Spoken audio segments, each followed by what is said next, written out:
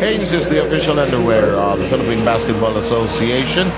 And don't forget, later on in the afternoon or in the straight into evening, we've got Alaska going up against Talking Tex. Talking Tex now gets the meat of, as Jason say, the meat of their schedule. And this is the schedule on Friday. Where do we go? Cuneta. Air 21 goes up against Alaska, and you've got a game. Boy, the panelists will meet in the second game. But not after tonight's slam bang affair between Talking Tex and San Miguel. Talking Tex in the crest of a 12-game winning run or an 11-game winning run?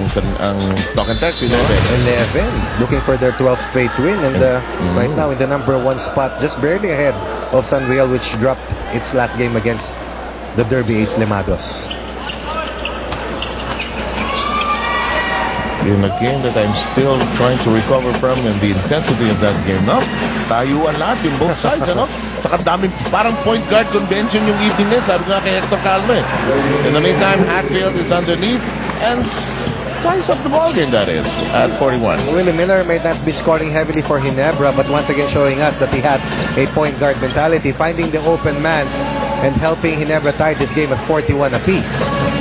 Going below the 4-minute mark, Reyes is distracted by some very pesky defensive hands. One thing that really has to improve on is his finish around the basket, talking about Rob Reyes. Alam mo, ang biggest adjustment sa game ni Miller is the fact that he has to pass more. No? Dati, Alaska knew how many shots he would take. Dati, siya ang lagi ang last option. I mean, ang pupuntahan ng mga half-court patterns ng Alaska. Here, it's a totally different matter. Parang sa kanya muna nag-uumpisa. Traveling, good call, good call. Especially good call. So that he is playing the point guard position right now at this very minute for the Ginebra Gin Kings. But I feel that his stint as one of the primary point guards for the national squad in the last campaign under Coach Yangyao helped his game a lot.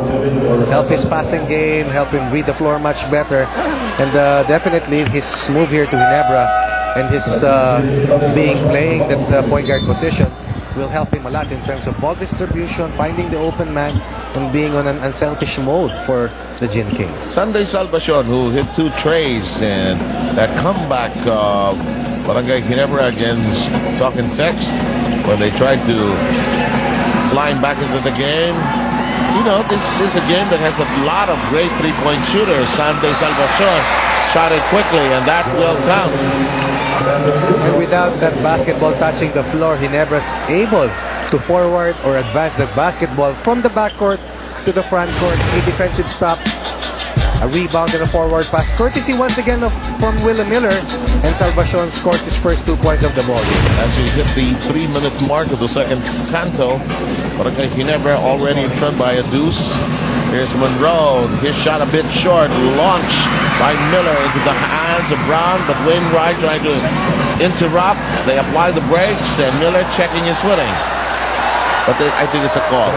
Hindi na-establish yung position. And that's the correct call.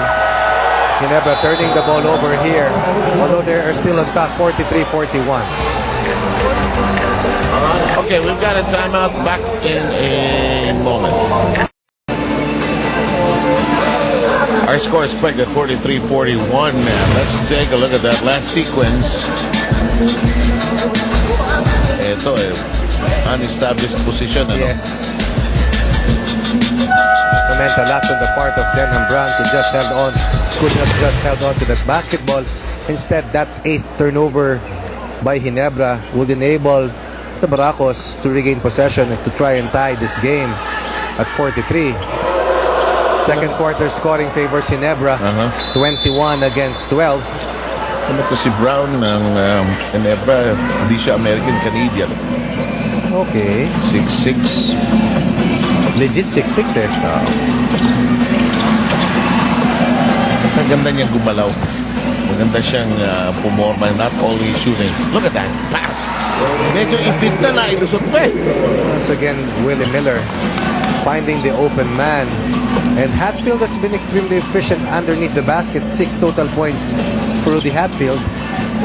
I've always contended that for Willie Miller, basketball is such a joyful, simple game, which it should be.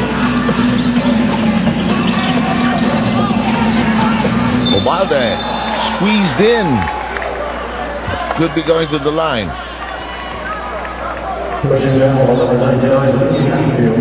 They give the free throws. I see Alonso waiting at the scorer's table. He'll probably get his visa just after the first free throw.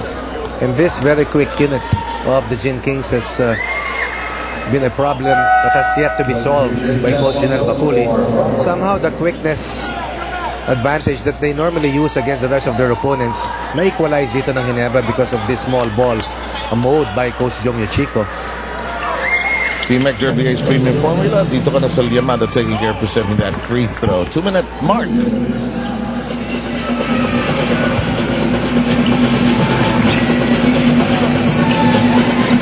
Tagiwa. Salvacion. Nobody biting on his fake. Baseline foul. Could be a Hubalde. Once again, the second unit has been really working extremely hard for the Gin Kings. And although the Barakos have coughed up 10 points from the bench, their energy factor has definitely dropped here in the second quarter for the Coffee Masters. And Haynes, by the way, is the official underwear of the PBA.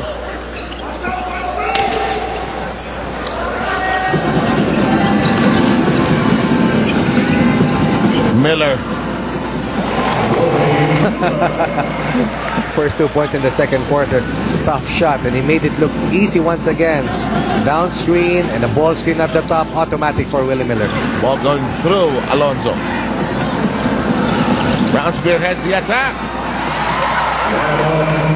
As for defense for Chad Alonso, not applying the ball stop, could have fouled Denham Brown and stopped that fast break attempt for Ginebra. Brown already registering 17 points. Monroe's heat from the outside won't connect. And Salvacion undeterred, getting that rebound by himself. And downstairs we go. Brown. Salvacion on courts. The more games that you play with your new teammates, the better it is. And the more that you will be able to recognize their strength. And then Brown locating his best shooter in their last outing. And this is the 5th conversion of Ginebra from the 3. Well, the other net, the basket, got a good shaking. Miller can't knock it down. Maunan's back on the floor. Montilla thought about it. Nahuli ni Miller. Nakita niya sa mata ni Montilla. Kagiwa screeches to a halt. Changes directions. Improvises downstairs. Brown. And that is assist number 4 for Willie Miller. All of them, make the 3 of them coming here in the second quarter. Sammy Monroe not rushing down, a little frustrated. Same call, and that's once again a correct call.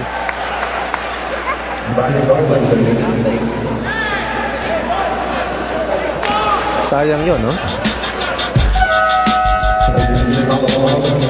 See how this was done. This really shook the other net of the basket. Here's our second installment of our Yakult Slam Dunk. 11 seconds remaining.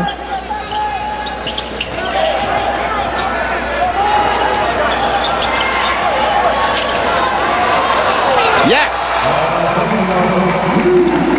And it now becomes 57-44. All Barangay Ginebra needed was one big push in the second quarter, and they took over this game at 57-54, so you get lemon time running. What a way to finish off a 35-point second quarter for Ginebra. Kagiwa really on fire here in the second quarter, exploding for 12 points on 2 3-point baskets and a lot of nice perimeter jumpers. Sagu is going to talk with Denham Brown. 19 points in the first half after scoring 25 in that out-of-town game. Is it better conditions here at the Araneta, or are you just getting to know your guys better, or is it a combination of both? I think it's a combination of both, but I can't blame the weather. And if it's mucky weather, we could be playing in freezing cold. I should play. I think it's just me getting to know my guys and my guys getting to know me better. Before that Batangas game, you told me the only idea you had of Barangay Ginebra was you guys were supposedly fan favorites. A game and a half into it, less than a week. What do you think of your fans? They're great, man. They come on and support us. You know, it's more than just fan favorites now. We got to be able to win games and close games out. In the crunch time, we're trying to go to the playoffs, man. That's the main goal. Thanks for your time and good luck in the second half. We'll be taking a short break. News Watch is coming up.